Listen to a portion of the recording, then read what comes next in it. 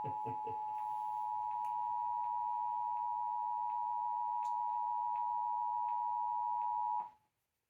interrupt this program to bring you this important announcement. This is an emergency missing child alert, Levi's call, Georgia's Amber Alert. The Monroe Police Department and the Georgia Bureau of Investigation are looking for a blue 2016 Chevy Malibu with Georgia tag CRU7421.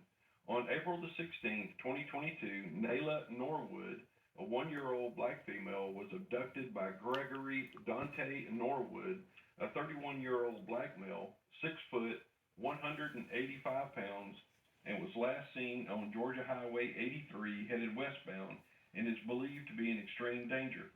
If you have any information on the whereabouts of Nayla Norwood or the blue 2016 Chevy Malibu with Georgia tag CRU7421, please dial 911.